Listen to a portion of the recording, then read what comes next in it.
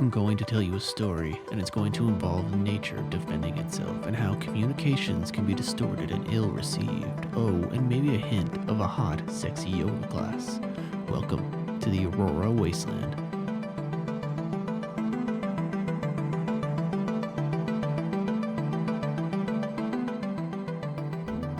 Everything calls for help differently. Humans have the luxury of language.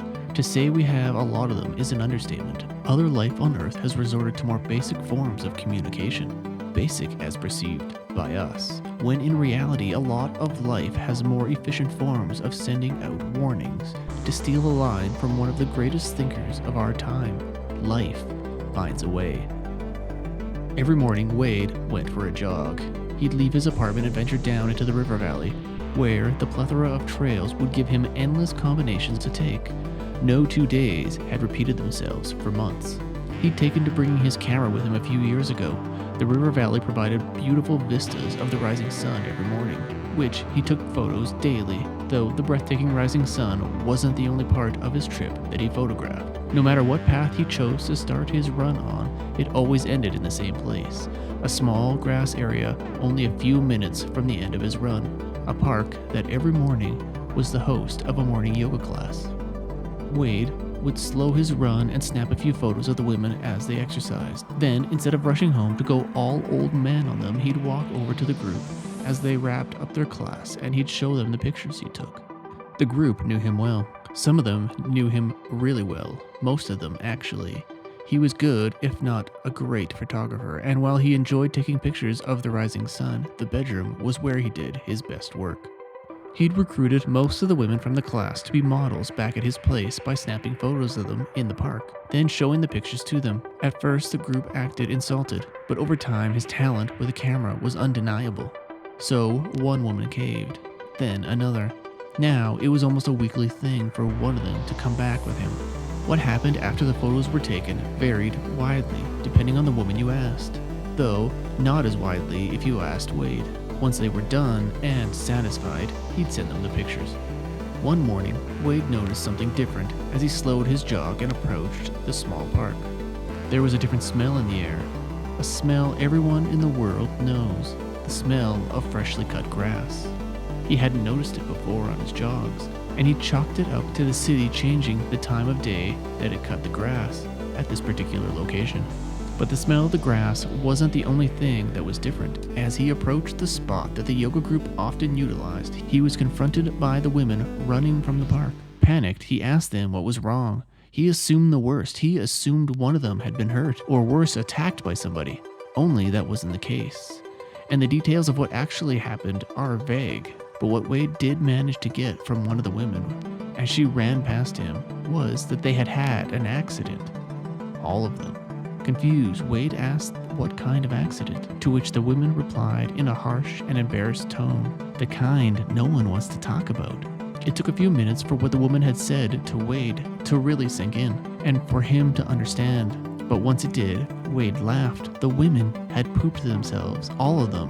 What kind of yoga poses were these women doing in their class? Tickled by the event, Wade told his friend and neighbor Jack, who was a writer that stuck to a rule about no exercise before 11 p.m., and even then, the exercise was mostly wrist-related. He'd never taken Wade up on his many offers to jog with him, but after the story of the women in the park, he said he was closer than ever. The next day, as Wade completed his run, the smell of grass was no longer there. Neither were the women. Saddened, Wade assumed they all skipped out of sheer embarrassment, though the same thing happened the next day and the next. Enough days passed that Wade was starting to doubt what he'd witnessed.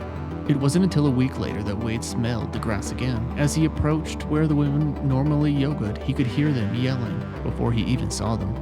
The women had formed a circle with 2 women inside. The outside of the circle seemed to be cheering the 2 women on. They were inches apart from each other, in each other's faces, and they were spitting insults at each other. Wade watched from the safety of his path. He snapped a few pictures and chalked the whole thing up to them all being on their periods at the same time, which later was debunked, and is never the case, ever. The next day, the grass smell was gone and the women were back to doing yoga, though Wade kept his distance from them. Just like after the first time he smelled the grass, it wasn't until a week later that he smelled it again. Mondays. The smell was always there on Mondays and only Mondays. With the smell in the air and the last two strange events linked to it, Wade cautiously approached the yoga spot. Again, the women were in a circle, and again there were two women in the middle.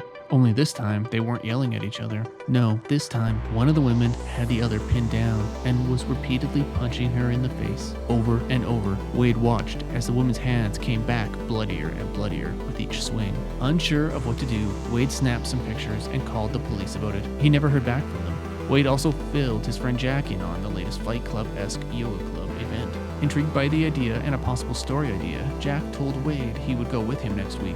And to Wade's surprise, next morning Jack was dressed and waiting for him outside to begin his jog. With Jack in tow, the run took triple its normal time, but neither of the men cared. In fact, their excitement peaked as they approached the park. The smell was back, but it wasn't the only smell. Something foul mixed with the fresh, cut grass. As they approached the yoga spot, expecting to see a fight taking place, they were greeted with human remains spread over the grass like fertilizer. Pieces from the inside and out of one of the yoga women were all over the place. Jack immediately threw up, though he claimed it was from the jog. Needless to say, they called the police. This time, they heard back from them, and the next day, there was police tape up and officers everywhere. No yoga women to be seen. That night, Jack and Wade discussed the events. All of it made no sense to either of them, but Jack suggested calling his friend Pratt, who, as Jack put it, liked weird stuff. So they did, and less than an hour later Pratt was over. They filled him in about the yoga women and the smell of the grass. He, in turn, told them about the Aurora Wasteland and his love of pizza, which they then ordered some and made a plan. Next week, all three of them were going to jog in the morning, and Pratt was going to bring some sciencey stuff along. He had equipment for measuring weird stuff.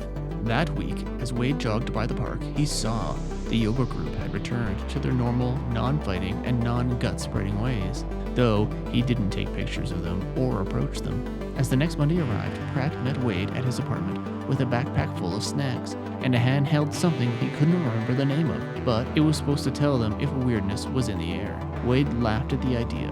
Pratt didn't. As they waited for Jack, the two men talked about their shared weird experiences.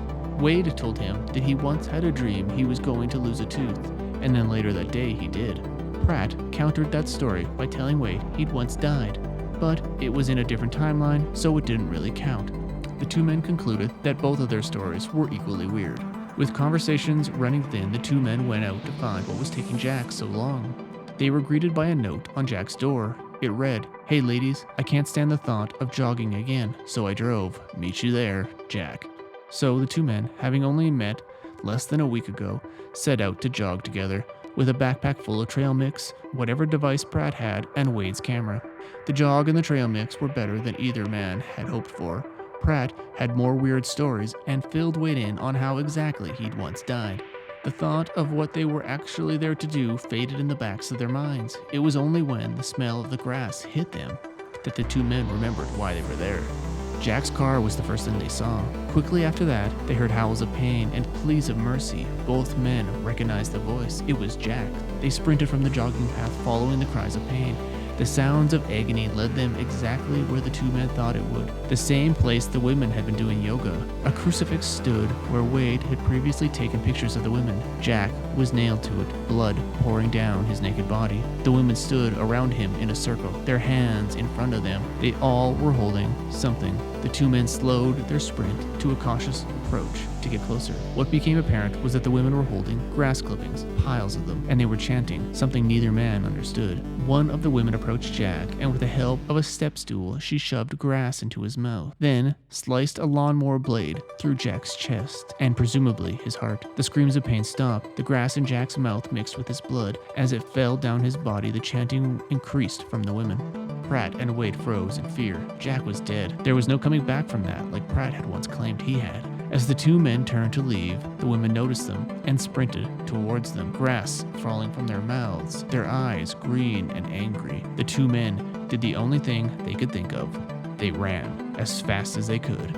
They ran until there were no women following them. Wade then promptly called the police, and Pratt called the Aurora Wasteland, hoping to get a team of paranormal investigators out there before the police showed up. As the police and the Aurora Wasteland showed up at the scene, both Jack's body and car were gone. The police investigation is ongoing, though, thanks to Wade's pictures of the yoga group, they know exactly who the women are. 2 days later, it snowed. Wade has yet to see any more weird activities from the grassy area the yoga club used. The Aurora Wasteland investigation, on the other hand, found something interesting.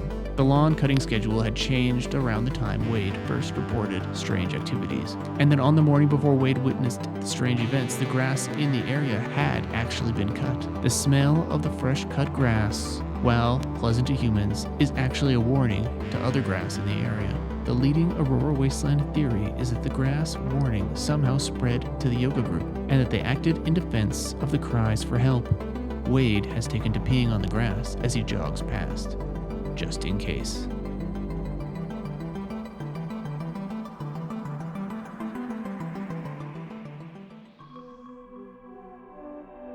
Hey, my name is VaughnAshby, and I'm a horror author. Thanks for checking out my video, and if you liked it, why not pick up one of my free books? Head on over to VaughnAshby.com/free and get a few of my novels. Go explore the Aurora Wasteland yourself at AuroraWasteland.com, because it's real.